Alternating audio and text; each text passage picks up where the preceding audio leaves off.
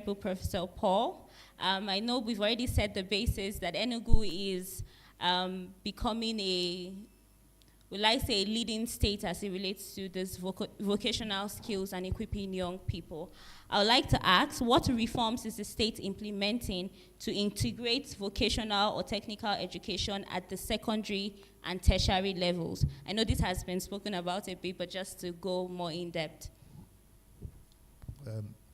However, as I would say, education remains a gateway, a critical gateway actually. I would answer more or less in a broad theme because the commissioner is here to give justice more for what is dealing with the executive governor. But I would just say in a broader term, education is a critical gateway. I wouldn't condemn the other areas that are in education, our systems completely, because when you talk of the Jagba system and the Jagba syndrome and others, you would also know critically that the people traveling are traveling because they have a foundation already. So what they're actually doing is to leverage on the foundation they already have here. Probably what we would say is that not in an ideal or suitable conditions of what they could have been. But however, the education is not to be seen that they are damaged. Then come that are completely odd. Some of us, like if I give an instance with myself.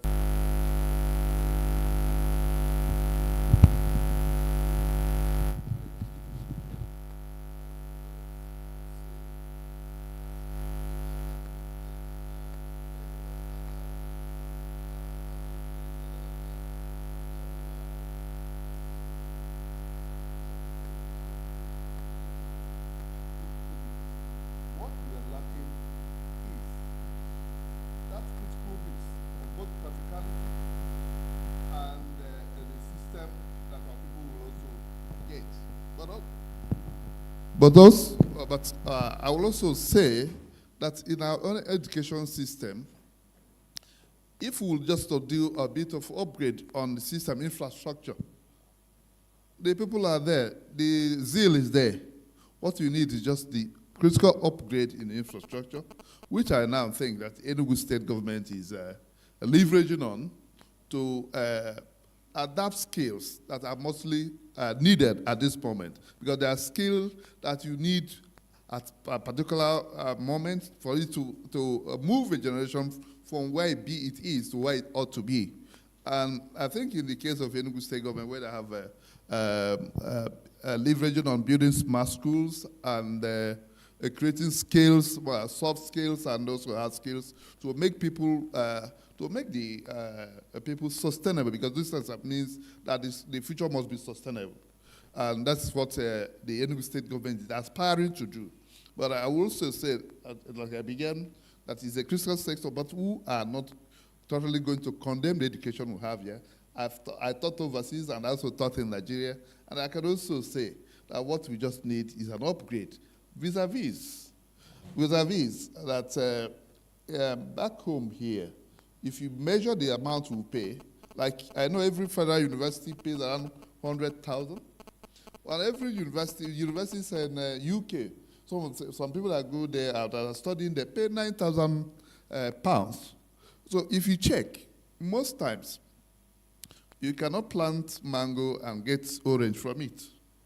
So these are the critical things that we'll also say. So it is about mostly the economy is needed actually for us to have what we need in an education system to stabilize and also upscale to what our people want. But generally, I think the people, there's much emphasis now on getting to that system. And I believe so. That's like the previous speaker said, that the country is moving towards that direction. And the WADA Foundation is also has also become a critical system and a critical impact that will also assist, because these are not going to be done only by the government. So I also see this type of gathering of bright minds are also what we need to educate people, because we are here not just for ovation, but also to learn that it is also, this type of critical things will also be what our people need to do the needful, that to support the government, support the people, not because NGOs are not just foreign-based. We need to have also national NGOs that could also help to uplift people from poverty, uplift people, to give people skill for life and sustainability. And I thank the organizers of this Impact Forum, the directors, for what they are doing, the beautiful job and the beautiful mind they are gathering together. Thank you so much. Thank you so much, sir. I think it's very important, like you mentioned, that we have that integrated approach, because we have a functional theoretical system. Having that vocational learning integrated is very, very important.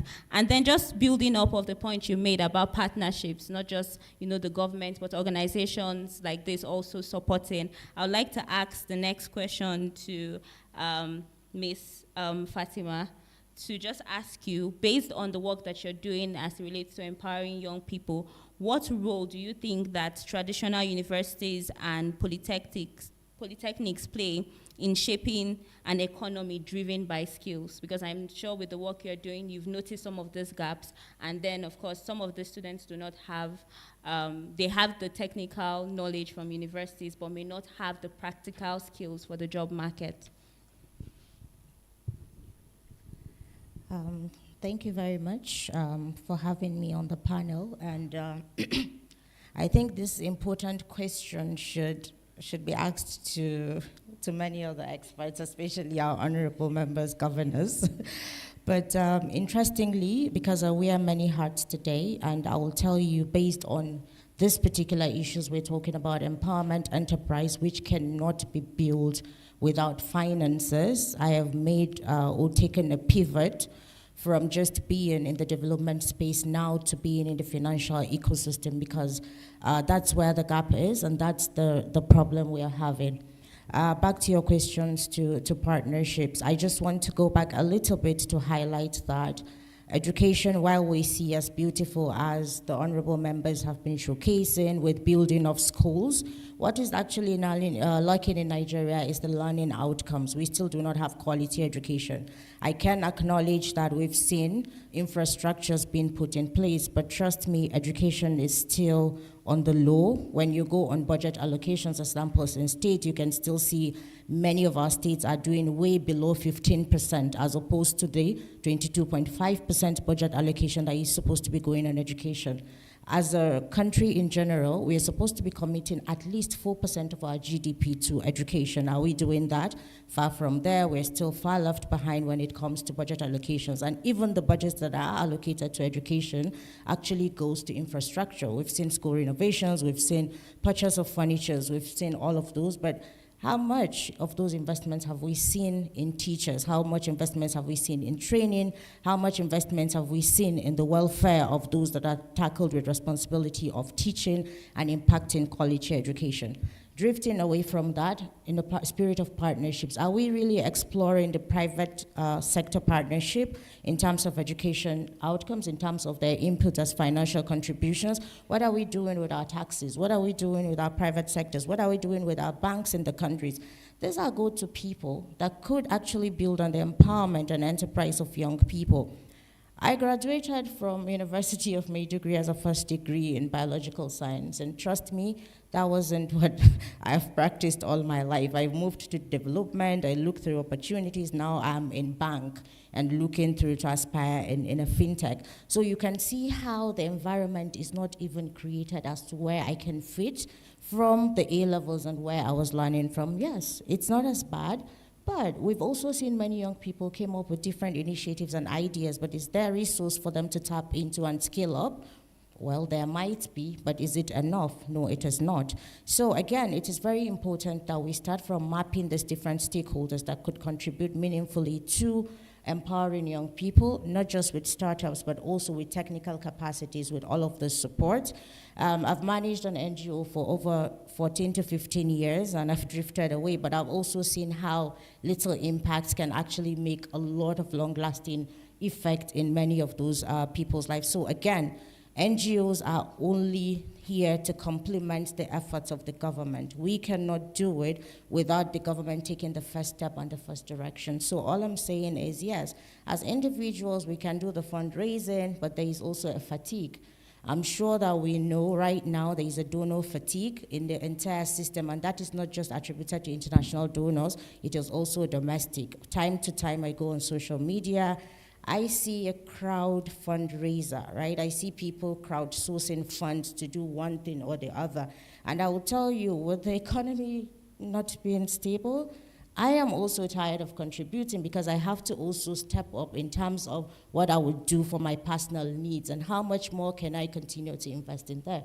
So we have to revisit that, do a mapping. What are our banks contributing in this system? What are our private sectors? We have hospitals that are private. We have schools that are private. What are their contributions towards ensuring that young people are not just learning in school, but they are also getting startups, they are also getting mentorship? And then now back to when we say internships opportunity, when we say peer-to-peer mentoring, when we say all of those, there is a lot of whole strategy which I cannot continue to mention step by step, but I do know that there is a lot out there that is still untapped. We still have untapped resources in the country that young people can actually key into and ensure that they're building sustainability, but also when we talk about vocational skills, it doesn't have to start from university. These are things that should start from our basic education. And I keep saying in my advocacy that unless we are able to arrest the situation from the basic and primary education system, we would continue to go with poor learning outcomes up to our university level, up to the polytechnic levels,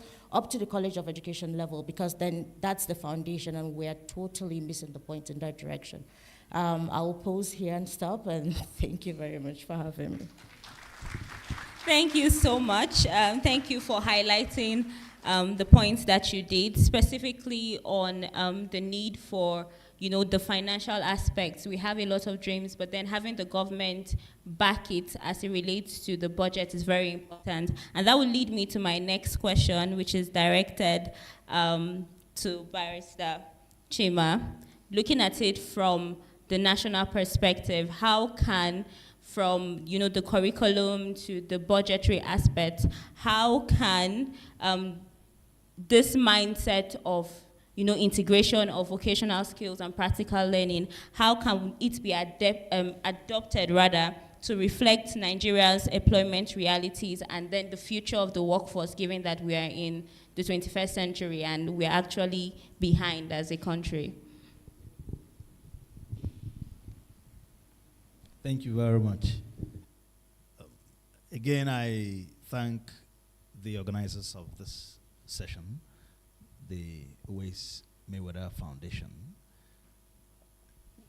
Enugu State Government is glad to participate at this session. Like I already stated at the keynote point, what we've done in Enugu is to jack up the budgetary allocation to Enugu to 33%, which is a far higher mark than even the UNESCO recommendations. And that's a recognition of the fact that it is not, those are not freebies, those are not free money being thrown away. It's an investment, as a matter of fact.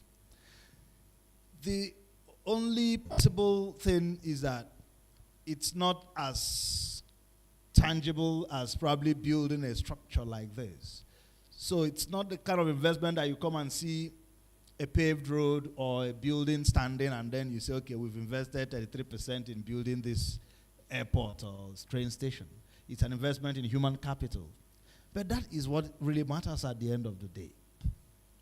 So for us, we think that there is a solution-based learning that easily aligns with the idea of science and vocational education. There are needs and there are solution providers. Listening to the master of this ceremony talk about how he honed his skills in public speaking, I felt a little bit of pity Because if it was today, I would have simply asked him to come to one of the smart schools in Enugu. Because those are the practical everyday things that young people are made to go through. And so you find out that those, call it welding, call it plumbing, call it electrical, those are the things that young people play with. The reality is that education should be solution-driven. It's not just about loading you with some, theories or whatever you have. So we believe that there is already a deliberate curriculum of the federal government that supports this. The TVET policy definitely speaks to this, and we have been happy to tap into that as a state. So we're building out these science and vocational centers.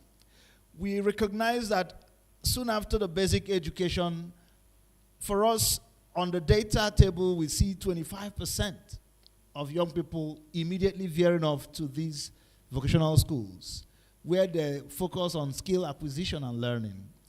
We have also been able to integrate global best training capacities and certifications. So you find out that they receive the same certification that empowers them to compete globally. Reality is that our world has become a global village, and you must compete. That is how come people building houses now tell you that they're going to get tilers from Ghana or from somewhere, Cotonou, Benin Republic. So it means that there are some extra skills that there's a skill gap here. It means that if we could also veer into things like that, building technology, we would have a lot of our young people empowered for that purpose. Thank you. Thank you so much, sir. Given that we're one for time, I would just like to ask each of you to give your final words as to how we can take Nigerian graduates from, job seekers to simply just job seekers to job creators. Just to hear from you, from your different perspective, and that from the place of, the private sector, the NGO space, and then from the government perspective. So I would just start with Ms. Fatima. Thank you again. I would still throw it back to the government because as much as we want and grow, we must make jobs attractive. We must have labor laws that at least protect individuals from getting equal pays. One thing I've noticed from developed countries, I would say, is even if we're talking about plumbers, we're talking about electricians, we're talking about tilers, we're even talking about house helps, our nannies. How much are we paying them when they are offering these services to us? It is very important because if as a tiler I would get a pay per hour that is a minimum wage standard in the UK, why am I being in Nigeria where somebody would negotiate on a token that is not going to pay my sustenance? So again, we have to revisit all these laws and policies and not just by the document, but make sure that we are enforcing them, make sure that we are localizing them, make sure that there are penalties to all of those that have defaulted, and make sure that people have a feedback mechanisms that are able to report and actions are being taken. I feel this is one area that once improved, we can see a change around this JAPA syndrome that we've been talking about all mornings, and graduates would be attracted to do hand jobs and all of the different labors. Thank you. Thank you again, the speakers and also people. I would also say that while thanking everybody for being here, urge that we put in practice what we are talking, not just talking but doing. But generally, I would want to make a silent point about something in our education system. I will also insist, while in Germany, you will hear people say, our own is the best, our own is the best. Even inside the train, somebody will ask you, I once told somebody, I lived in Germany, and I'm now living in the UK. The lady behind me said, what one do you think is the best? I looked at my side, I see some English people sitting around me. In front of me, she's a German just talking to me. And when I look back, I said, what will I say to this girl? Should I tell her that her own is best and these people? And I just saw somebody close her computer and start looking at me very well to hear what I would say. First, I'm living in their place. I just came from the other place. And the lady was trying to see what I would say, what I would present. I looked at it and said, all of you are doing well. The guy that closed his computer to listen to me opened it and said, I thought. I just didn't listen to him. The girl said, yeah, but I know you could also see the Germans are also always good at what they're doing. We must also learn that patriotism is not only about saying you are from this country. You will also have to uphold, because you said this, what you say you are, you become. Our people must also learn to see that, I repeat, you cannot jackpot if you didn't get good education here. We must also understand that even though our education is low, but we'll have some things there's some things that are being offered here that we must also acknowledge that our country is not as bad as we put it. That is, I also want that a psychological effect where our people now emphasize more on certificates rather than output. When I finished school, when I finished in TU Delft, one thing that was specifically clear to me is that I felt I can survive without the government. And because of psychological put-downs here, it is difficult for somebody to feel that I can survive without the government after school here. Because of steady talking that our things are bad, our country is bad, this is doing bad. So we also need an upliftment spirit to change the sentiment of everything here is bad. Agreed, there's areas where our people are not doing well. But every person have a duty to offer something, while the government are also doing theirs. And de-emphasizing the area of certificates. And proving what is the value. One should be able to ask himself, what is the value of what I have? Can I make the certificate worthwhile by what I offer to the society and what I offered myself? I finished school from TU Delft. What I had 3 jobs waiting for me. While I was waiting for 2 jobs, I was selecting. But one thing that was clear is that I can survive alone, even in a foreign country, that I can survive. One, I can offer something to myself. I can establish on myself. I can also work for other people. These are what we should establish, look into, and not about certificates, which certificate is higher than other. The HND is what? HND is called Hochschule in German and Dutch. And by that Hochschule, the person that has finished there, that have also that technological capacity, can survive from that. And we also see that if it is holiday, he can go to holiday with what he earns, just like somebody that finished from a university. But we should give impetus to see to various categories of school to see that they are not inferior to any other one. And I also think that will help to de-emphasize things about certificate. It will also increase within people that somebody will be able to tell you, I went to this school proudly, and not saying, retracting back, because what will people say? That I didn't go to this university, or that I passed through HND, that I don't have BSc. These are one of the things that are fueling the skill gap, and also fueling even the Jackpot syndrome. Somebody will finish HND today. He will go to overseas and start masters. But here, he can't start masters. There's a lot of things. He can also work elsewhere. So these skill acquisitions should also be given enough support. When they have enough support, they can compete. They will know they can add value. And I think it is purely, I will end it by saying that I thank the organizers of this, but most of these things are tied to our value system. What do you value? Do you value what people can generate? Do you value the output that comes from school or the certificate that they own? That's get it by all means syndrome. Start coming in because we are not actually focusing on the value of the education, but the certificate that comes after, by all means. Thank you so much for. Yeah. We'll just hear from you also. Okay, so me, I would say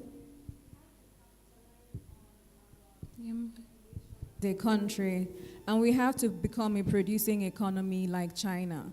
So I indulge the people in this room today and out of this room who are watching, those of us who employ massive workforce in Nigeria, have standards. Stop going for the next cheaper service. No, it's about standards. And the minute we start producing items that are off standard and services that are off standard, then the world is going to patronize us. And to the NGOs that are tirelessly working on education, please, let's not get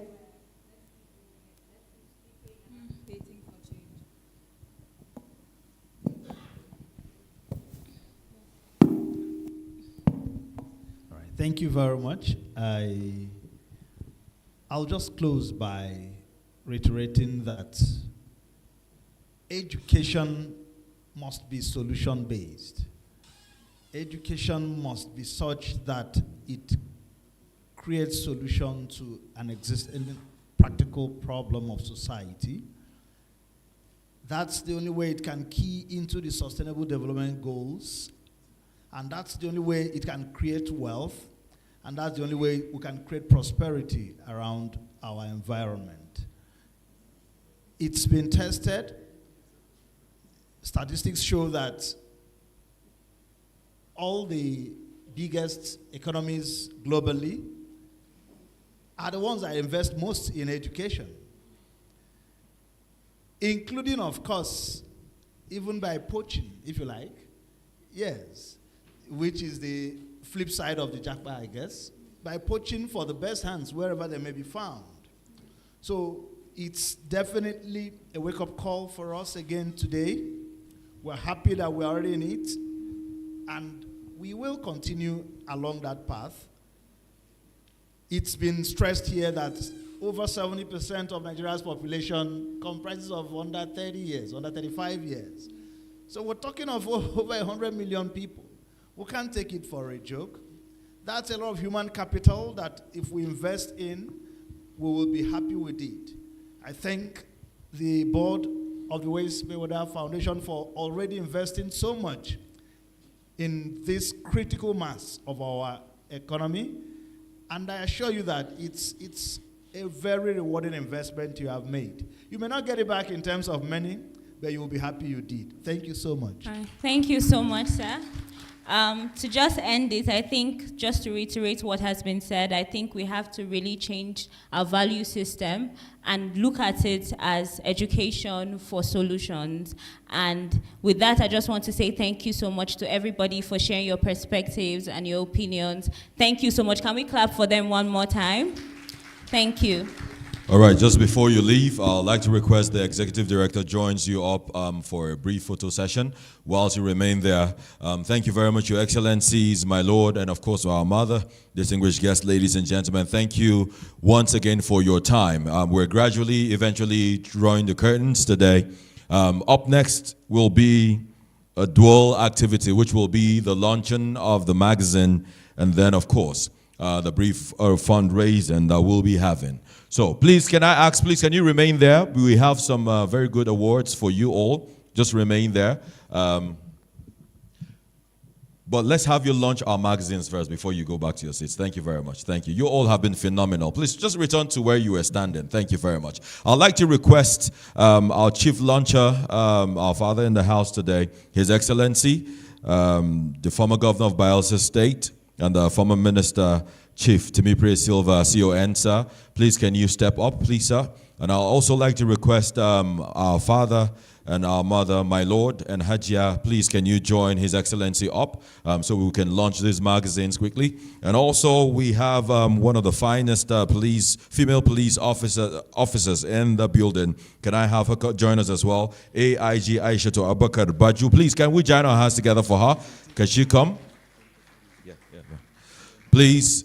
Let me also request respectfully our royal father, Alhaji Mairiga Aliyu. Please, can you join us upstage? And also the representative of His Excellency, the former governor of Kano State, Engineer Rabiu Kwankwaso. Can I have you, sir? Please, can you join us upstage here very quickly, sir? Engineer Sagir I. Koki. Please, can you join us upstage? And also, I'd like to request my very own big brother, Honorable, that have been here with us since 8 a.m., Honorable Ahmed Yusuf Doro. Can you join us? And last but not the least, one of our major backbone, Honorable Hafiz, one of our board members. Can you join us as well? And last but not the least, I beg your pardon, before the last person I'll call, the representative of the executive governor of Oyo State, His Excellency Honorable Sheyi Makinde. Please, ma'am, can you join us as well? And last but not the least,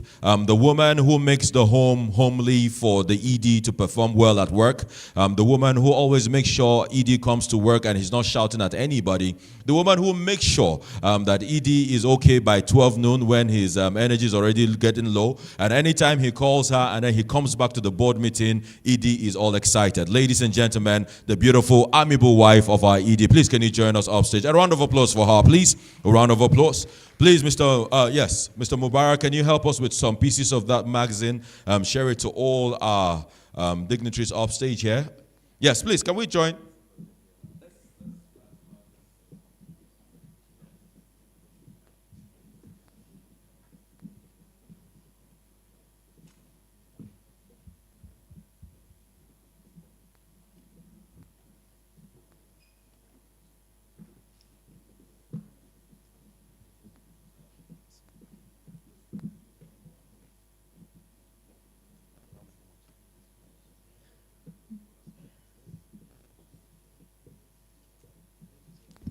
Check.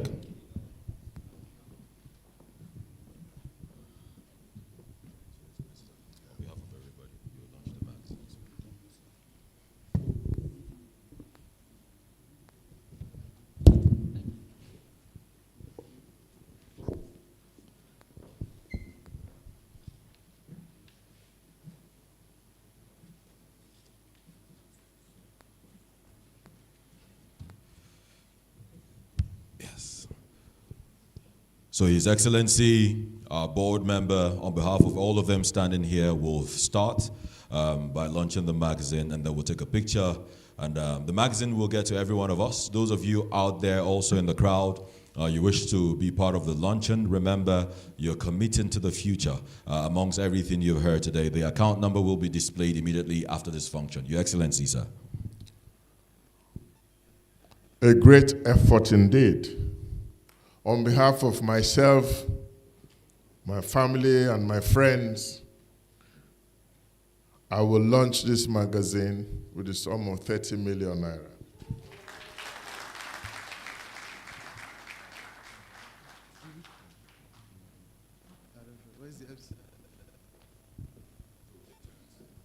Let me start from this angle. Your Excellency. Thank you very much. So on behalf of myself, because I'm not sure if I can commit for my husband as well, but I would launch this magazine with 1 million naira. Thank you. That is capacity we're talking there. Well, as a representative and on behalf of my constituent, not me now, because it is not we are not in a business world, I would also commit with the sum of 2 million for the launching of this magazine. On behalf of Charles Rights Foundation, I would launch this magazine with a donation of 2 million naira. Thank you.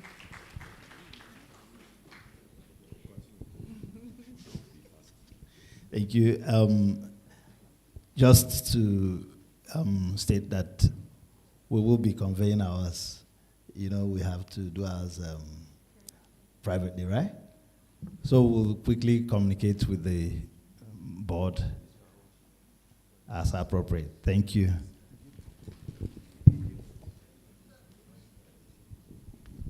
So the executive director will not be lunching, actually. So, so I'll go to my big mommy here. Of course, I think First Lady should lunch. Oh, no.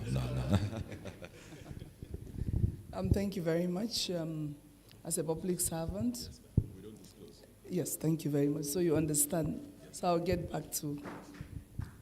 So, a round of applause, yes. That's just to let you know that security for every project we'll be having across Nigeria and Africa, we are covered. Is that okay, ma'am? Perfect. Okay. Yes, sir. Okay. I'm a rep. I've gotten in touch with His Royal Highness. He said he will get in touch with whatever he intends to donate to the team. On behalf of His Excellency, the Governor of Oyo State, we launched this with 5 million naira. Okay, so on behalf of my mom, please a round of applause for His Excellency, the Governor of Oyo State. Thank you very much.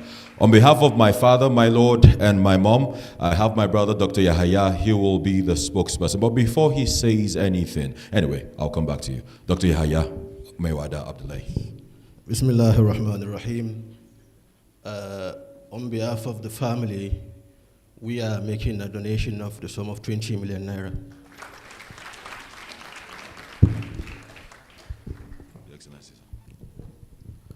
A'udhu billahi minash shaitanir rajim. Bismillahir rahmanir rahim.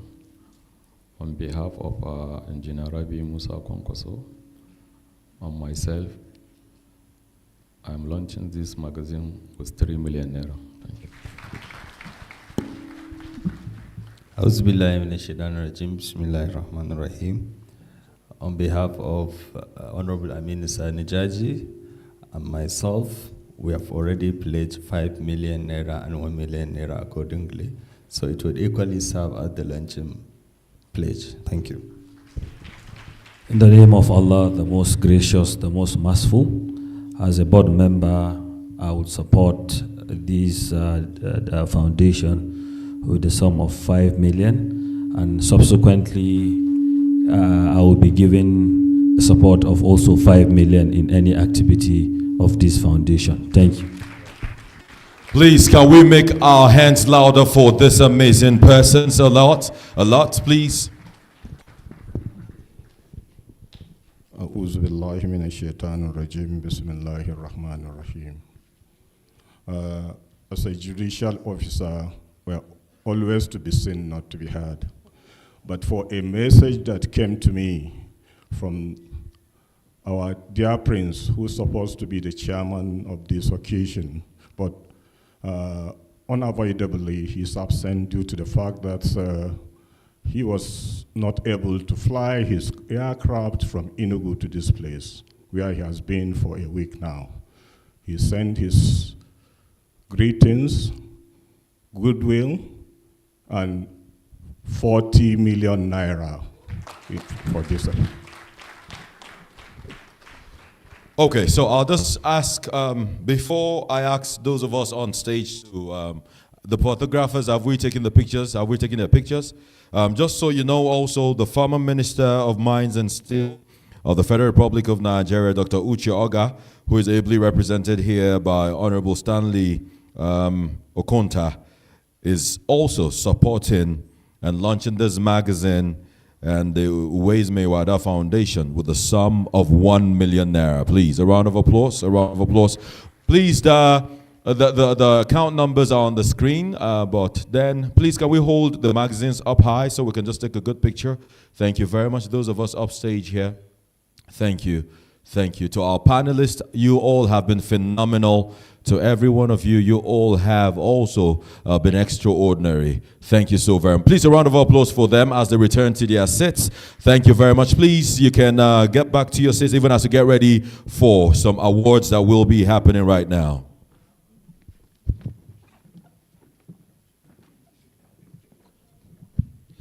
Just for emphasis. Okay, so our board member can just remain. Those of you can just return so that we can start giving the awards right away.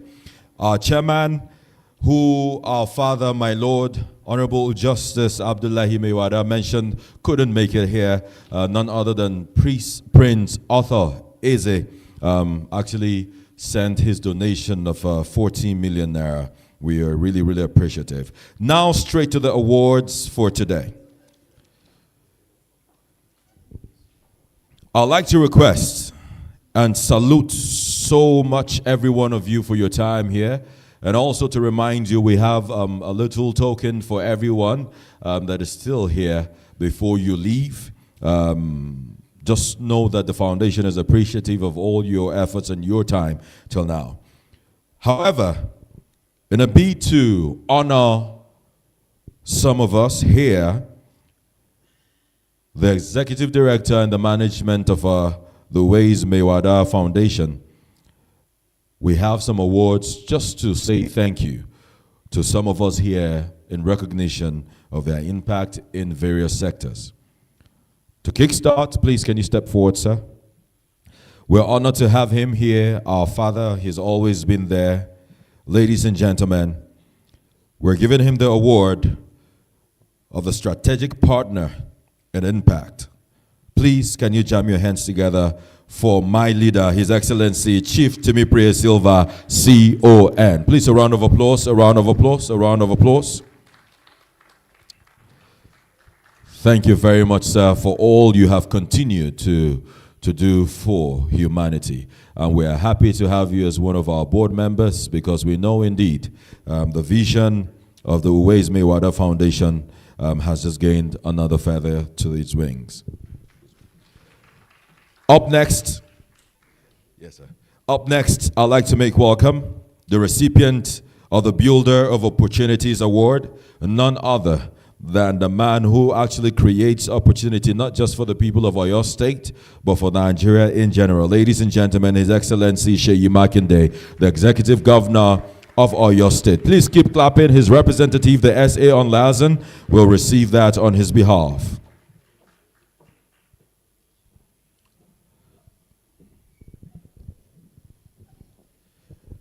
And up next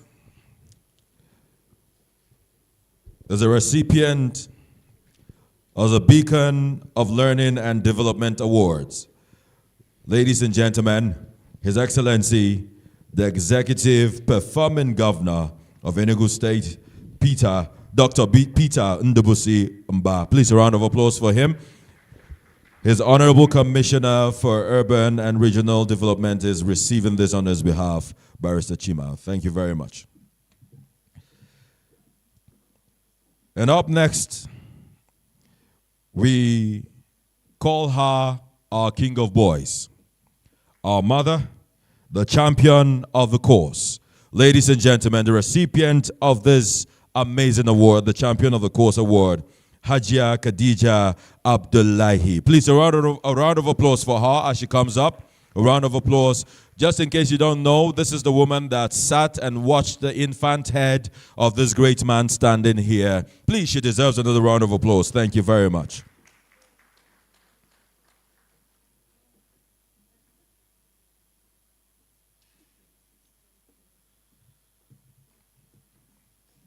And up next is none other than the father of Service and Humanity Awards.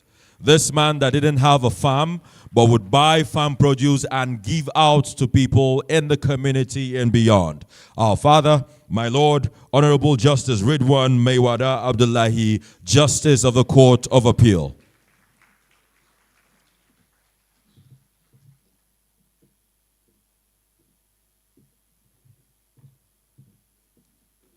Please, can we give Daddy some round of applause again, please? Thank you very much.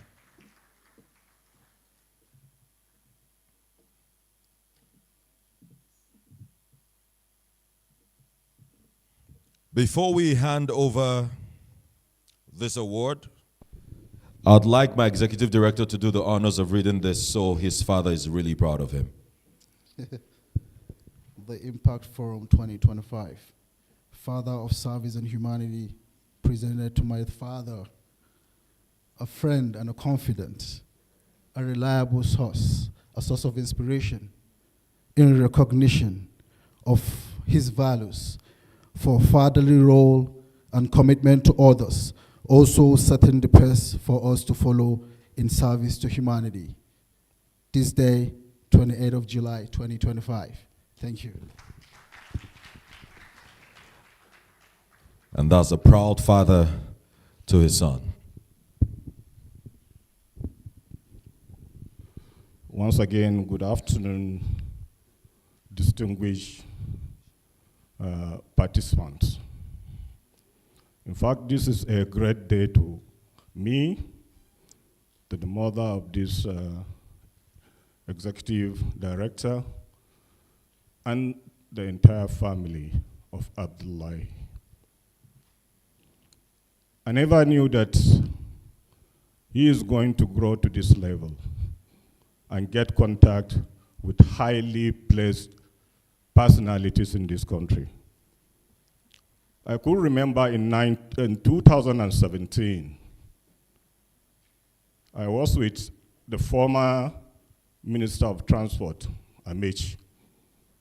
He was with me. He asked him, this young man looks like you. I said, that's my third son. He said, I wanted to give him a job in NIMASA. Quietly, without me hearing, he went to him and whispered, Honorable Minister, I want to be employing and pay salary, not to be paid. When the Honorable Minister unveiled their discussion with me, I was so amazed with that kind of thinking. Unknown to us, destiny has already been made by Almighty God to be what he is, and here we are even celebrating a foundation. My immense blessing to the foundation. May it be the source of inspiration to other youth, and may it serve the purpose for which it is found, with blessing in the name of Almighty Allah, the most gracious, the most merciful. We thank Allah for this opportunity. Thank you very much, our Father, my Lord, Honorable Justice R.M. Abdullahi, Justice of the Court of Appeal. Up next, very quickly, please, I'd like to make welcome the recipient of the Empowerment Partner Award. He's always been there for us, and he has also committed to be there for us. Please, Honorable Hafiz Kawu MN, please can you come forward? A round of applause for Honorable Hafiz Kawu MN as he comes forward to receive the award for the Empowerment Partner. And also in recognition, I believe her representative just stepped out, the Change Maker Ally Award, Her Excellency Hajia Khadija Adamu. Thank you very much for all you have been doing and will still do for the foundation. Up next, I'd like to make welcome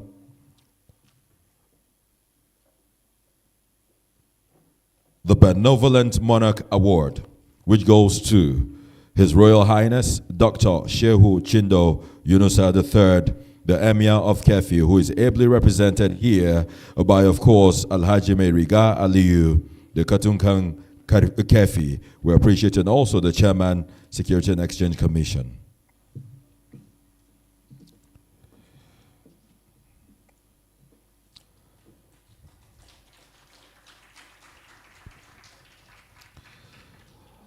Up next, the Voice of Her Award. Please, I'd like to make welcome the Tabitha Empowerment Center. Please, can you come forward for the Voice of Her Award? Please, thank you very much.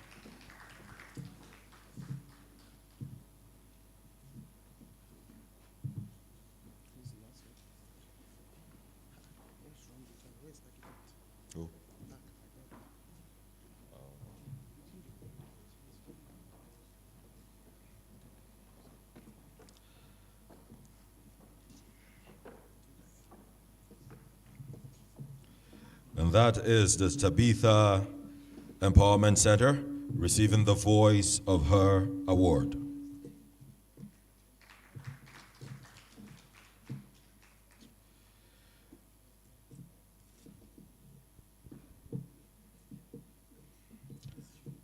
Okay, fantastic. Good afternoon, everybody.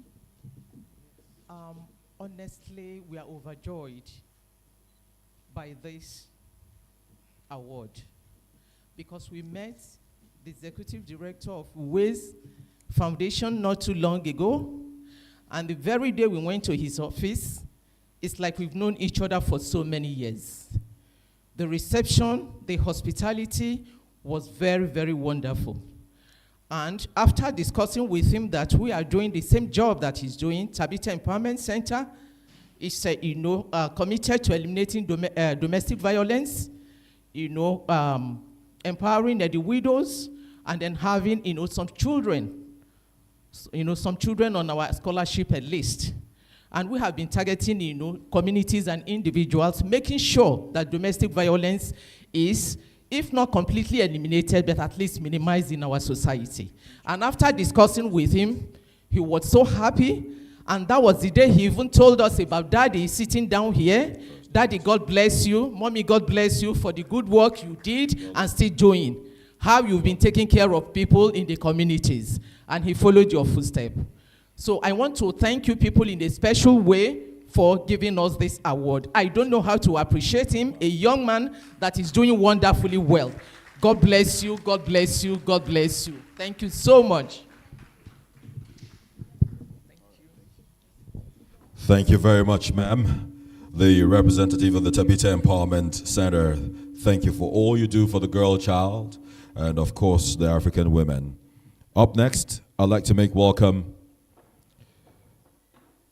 to receive the Bridge of Hope Award on behalf of His Excellency, Distinguished Senator Dr. Rabiu Musa Kwankwaso, FNSC, FNIQS. Ladies and gentlemen, before he receives the award, he will deliver the remark from His Excellency. Please help me jam your hands together for Engineer Sagir I. Koki, representing His Excellency, Senator Dr. Rabiu Musa Kwankwaso, the leader of the Kwankwasia Untouchable Movement. Just before he receives the award, please. Thank you. Let's have some 2 minutes, please.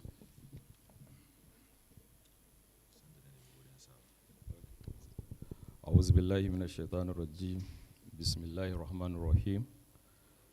Executive Director of Ways Mewada Foundation, honorable members of the National Assembly, policy makers and the government officials, representative of development partners and NGO, educators and industry leaders, youth representatives and entrepreneurs, distinguished ladies and gentlemen. It is both an honor and a privilege to stand before you today on behalf of His Excellency, Engineer Dr. Rabiu Musa Kwankwaso, a visionary leader whose lifelong commitment to education, youth empowerment, and inclusive governance continues to inspire generations. Regrettably, unavoidable commitments prevent his physical presence, but his passion for this cause resonates deeply in this hall. I extend heartfelt gratitude to the West Mewada Aid Foundation for organizing this timely forum, which aligns perfectly with Senator Rabiu Musa Kwankwaso's belief that education and digital innovation are the bedrock of sustainable development. Through initiatives like the Kwankwasia Scholarship Foundation, thousands of young Nigerians, irrespective of background, have accessed quality education, proving that investing in human capital is the surest path to the national progress. Nigerian youth unemployment crisis demands urgent collaborative action. While 65% of our population is under 30, only 15% possesses the digital skill required in today's global economy. This gap is not just a statistic, it is a call to reimagine education. We must integrate vocational training, entrepreneurship, and digital literacy into our curriculum to equip youth with tools for self-reliance. To our policy makers, let us legislate frameworks that prioritize STEM education and public-private partnership. To educators, let us adapt teaching methodologies to foster critical thinking and creativity. To our private sector, let us expand apprenticeship program and invest in youth-led startup.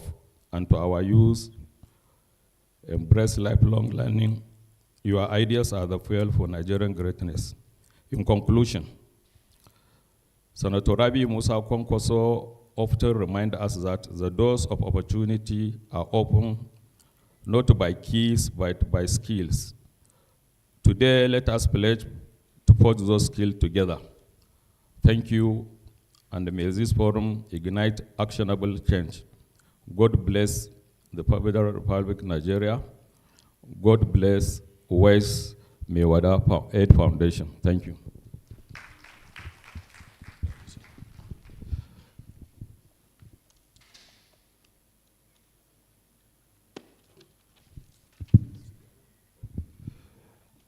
And so he will receive the award on behalf of His Excellency Senator Dr. Rabi Musa Kwankwaso.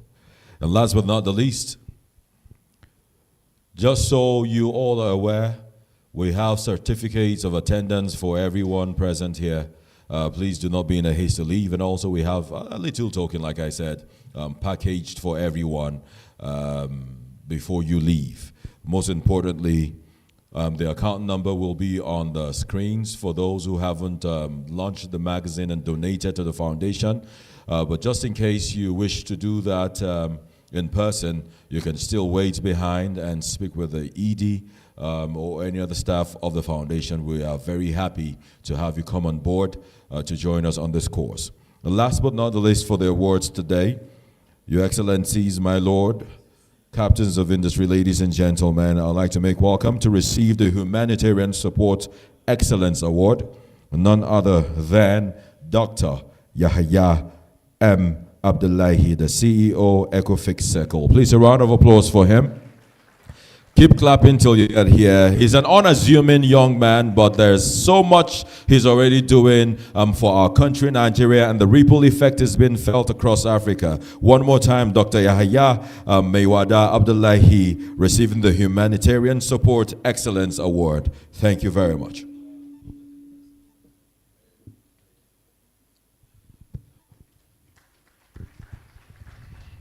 Thank you very much. Thank you. In the spirit of humanitarianness, if there's any word like that, the foundation have made available foods and packed very good, healthy foods for everyone. Don't be in a haste to leave. I can assure you, you might just be lucky to have more than one to yourself.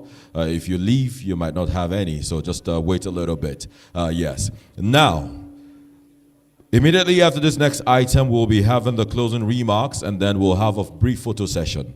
But for now, please gaze your eyes on the multimedia screen in front of you for a short poetry rendition, even as we begin to get ready to climax on this occasion. Thank you very much.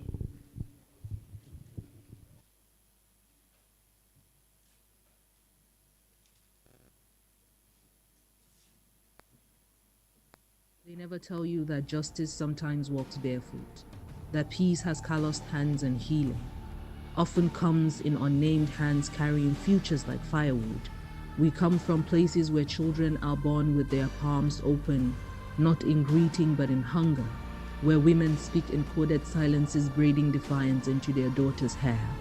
But this is the sound of the sky bending to listen to need. This is not aid, it is memory restored, it is dignity dripping from the mouths of girls learning to say, I deserve. There are places where a book is not just paper but passport, where one borehole is a resurrection, where classrooms grow crops of clarity and the soil learns to spell opportunity. How do you measure change? In the steps of a widow who walks without fear, in the way a boy begins to dream beyond survival. Let the world not confuse softness with silence. This is the poetry of policy, the gospel of grassroots. This is a revolution disguised as compassion. No banners, no noise, just the audacity of doing the work. If you're still waiting for heroes, look again. They've been here, stitching hope into broken things, not for applause, but because light was always meant to find the cracks. This is the Uwais Mayweather Aid Foundation.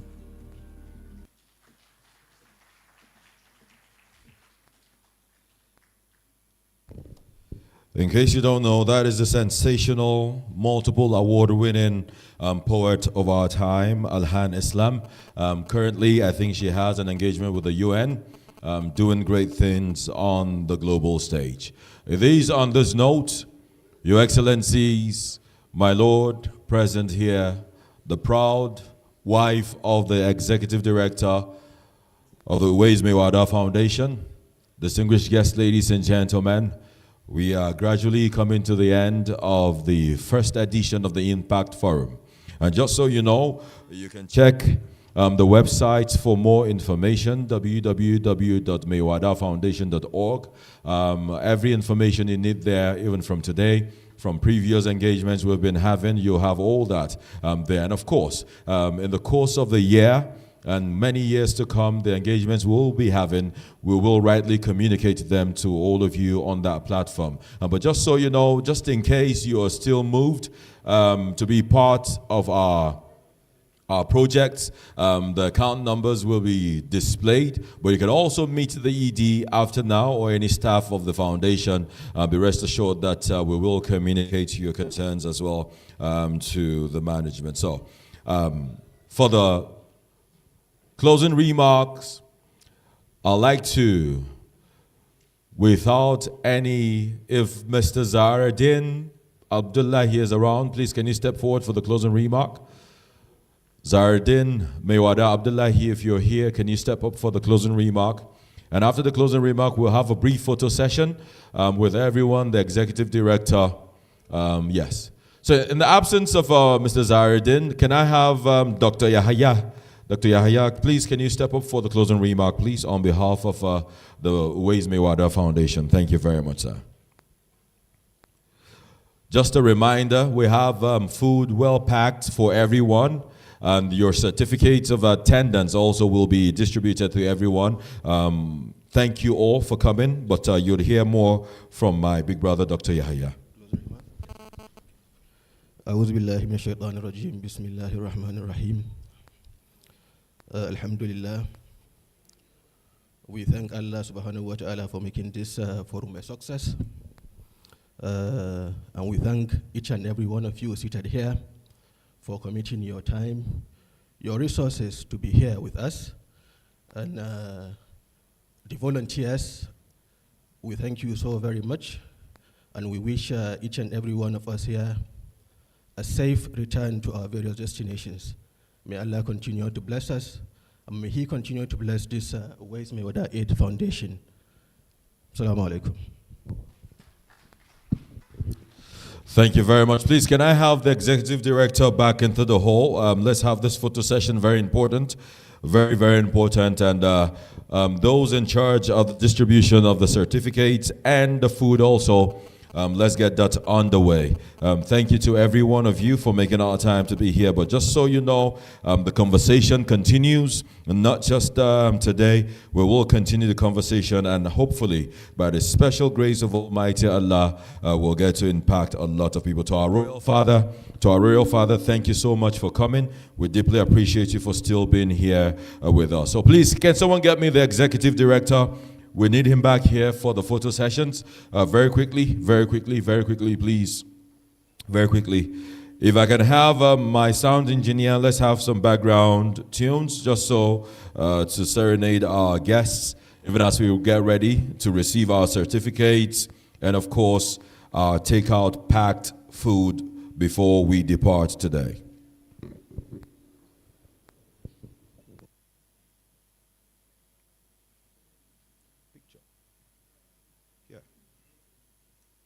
So please, I'd like to start first off. Can I ask my Lord, the father of the celebrant, please can you stand here? No, they're here, so it's easy for them to just meet you. Yeah. The mother, and of course his amiable wife. Let's have the family first, please, quickly.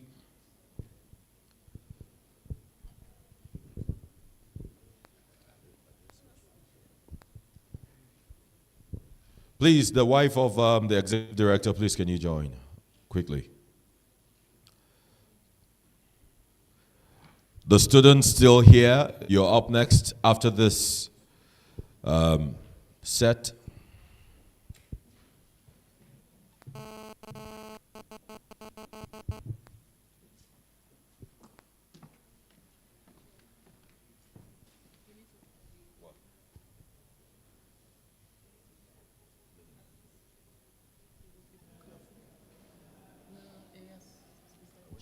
All right, can I have the students here, all the school pupils we have here, can you come out and join the executive director?